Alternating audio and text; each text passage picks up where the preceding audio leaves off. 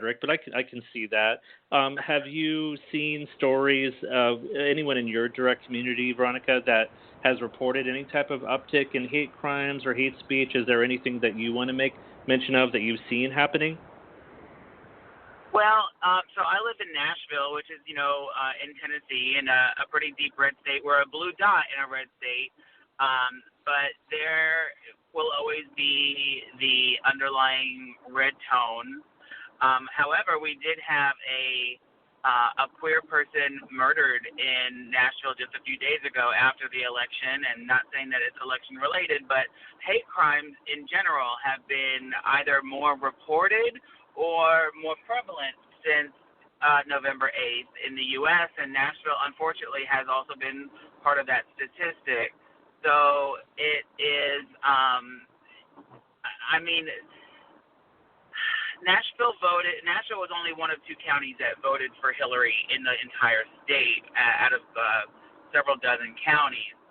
But just the conversation that I'm having with a lot of my community members, it was an extremely depressing time for a lot of us here. And I was actually with my mother and watching the election results. And, it got closer to midnight and things weren't looking good. And we were both just so depressed. And we just both turned the TV off and went to bed. I went home and she went upstairs. And it was overwhelming, and lots of people just really couldn't believe their eyes and ears that this was happening. And hindsight is 2020, but could I have made some more phone calls? Should I have, put that bumper sticker on my car instead of putting it on my dresser?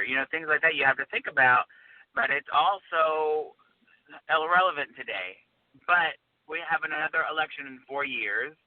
And we have smaller elections, so I implore people to get involved with their local politics, and not only to vote, but to run. My nephew, this was a really cool thing. My nephew's 25 years old, and he called me, and he's in Staten Island back home in New York, which is a very red dot in a blue New York City, and he's like, I can't believe what's happening. He's like, I don't understand what I just did. And I was trying to talk with him and kind of counsel with him, and he just kept on. And I said, well, you know what? If you're so passionate about it, you're young enough. Why don't you groom yourself to run for city council?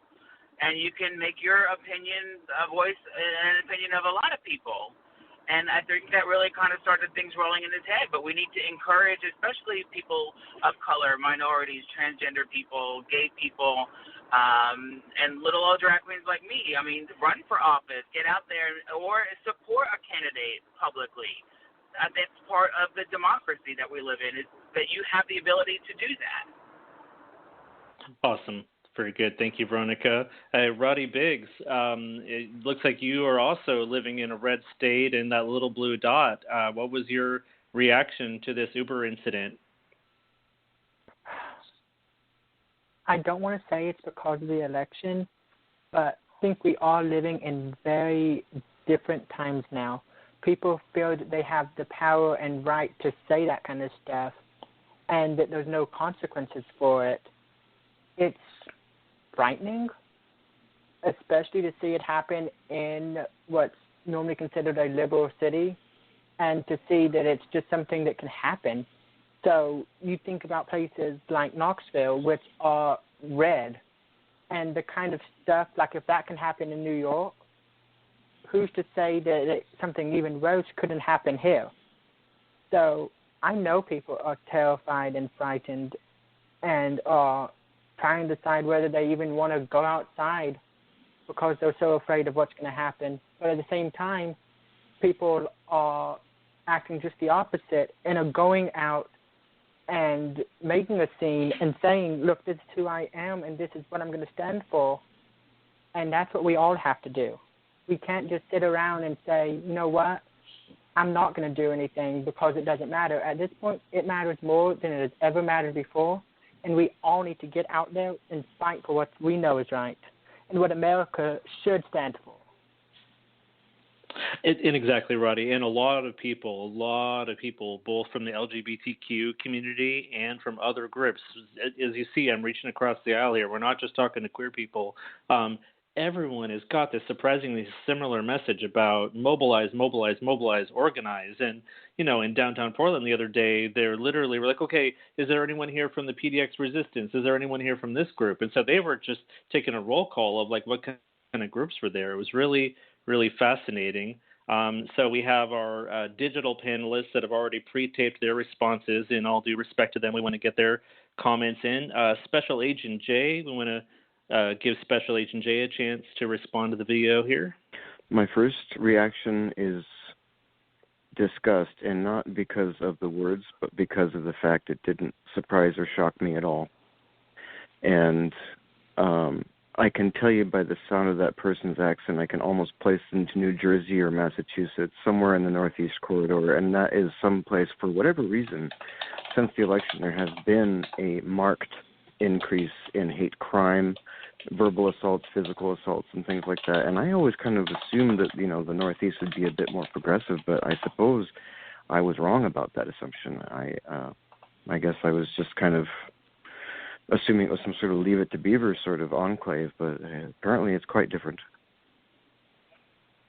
Do you see some sort of free license that these, in the media is describing them as white nationalists? They're using these politically correct terms. They don't want to call the alt-right white supremacists. They don't want to come out and create that type of controversy. So white nationalist activity and speech is on the uptick.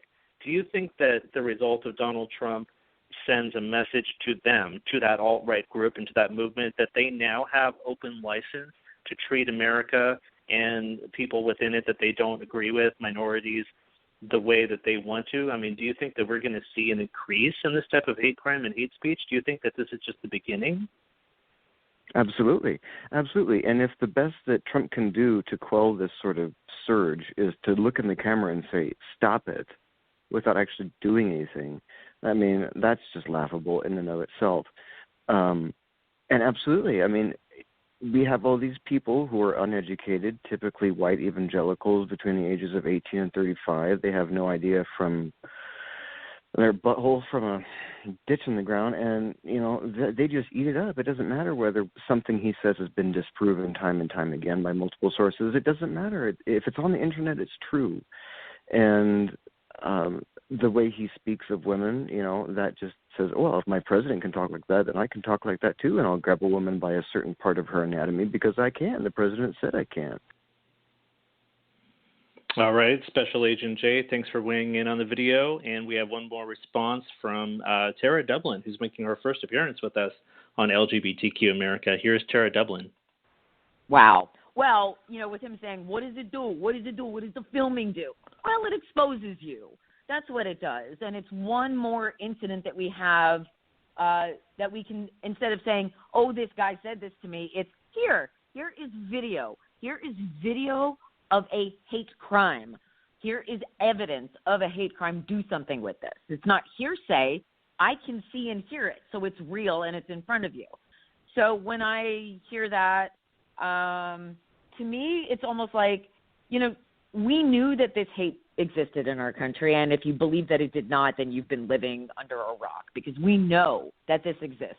I will say that in the last election, it certainly was not like that, or the one before, and the hate speech has grown more emboldened with the rise of the internet, and up until we had the Chode as the candidate for the Republican Party, people didn't really yes. Because I can't call him by his name, people really kind of kept a lid on that. It might boil over in the streets if you got into an altercation, but it wasn't every day, and it wasn't all day, and it certainly wasn't every day, all day online. The Chode has given his followers blanket permission to behave this way. He has said it's all right, as he has said it by his example. All right, Tara Dublin, thanks for weighing in. So a special note for our listeners, and this is on a somber one, but this is very important to the community. Today is Transgender Day of Remembrance. So I'm reading right now from the It Gets Better Twitter. We remember the trans lives we have lost this year, and we are determined to create a better life for today's trans youth around the world. And then on the Human Rights Campaign, They wrote, "End transgender violence. At least 21 transgender people, most of them women of color, were murdered in 2016. Join us in standing against hate." So I want to talk to our live panel that's here right now.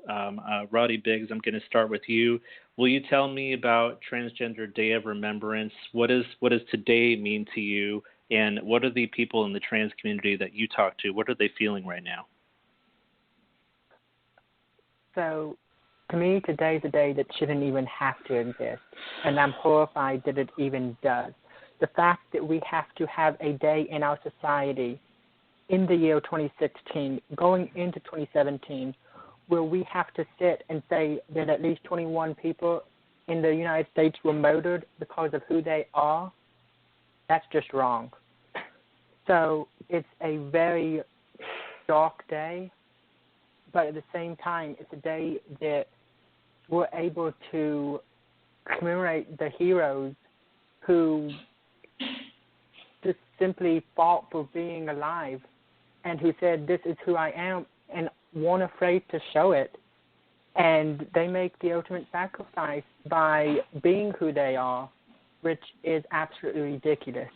But for people in the community that I've talked to that I know who are trans, they're struggling, just like all of us, but they are especially struggling because they feel that under the new presidency, they're not going to be able to get the surgeries they need or aren't going to get the support from the government, that they simply may not even be able to go to the bathroom where they please because certain people don't believe that they should be allowed to do that kind of thing, which, in my opinion, is just stupid. I know that a lot of people are struggling with it, and I just wait for the day that number doesn't exist. The fact that 2016 has been or was recorded as the number one worst year for trans deaths, so this year there's been more trans deaths than any other year in the United States, is just absolutely dreadful. And like I said, I can't wait for the day that we don't have to have this day, that there were 0 trans deaths in America, which is the way it should be. Understand and appreciate it. Roddy Biggs, thank you. Veronika, Elektronika, today is Trans Day of Remembrance. What does today mean to you and to the people close to you?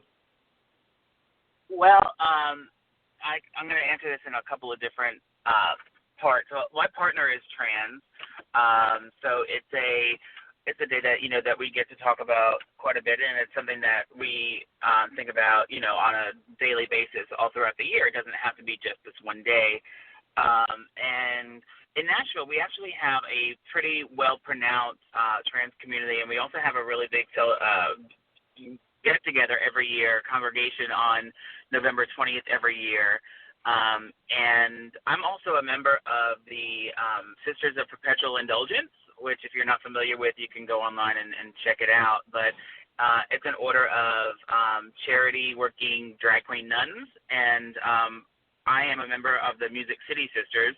And for my novice project this year, we did a fundraiser to raise money to buy a headstone for a trans woman who was murdered in Chicago but was a native Nashvilleian, and she was murdered in 1996, and she had a headstone for these 20 years. So I chose to do this project, and we had the benefit on Sunday, so it kicked off Transgender Day of Remembrance here in Nashville, and we raised almost $2,000 to purchase Christian Page a headstone so that she no longer is just a patch of grass and a forgotten story, but she actually has her name back, and her monument can be a monument to all trans people that can come and pay their respects to their fallen friends. And I think that when you do something like that, and it wasn't just one person giving a check for $2,000, it was a room full of people at Nashville's biggest gay nightclub, and it was people online all over the world donating money for this cause.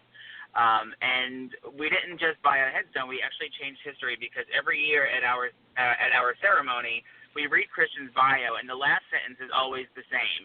She lies in an unmarked grave in Woodlawn Cemetery. Well, this year it gets to change, and it will change forever. So I think that if people work within their communities to make the communities a safer place and to make it more of an accepting place, I think we can make it so that there are fewer and fewer names on that list every year.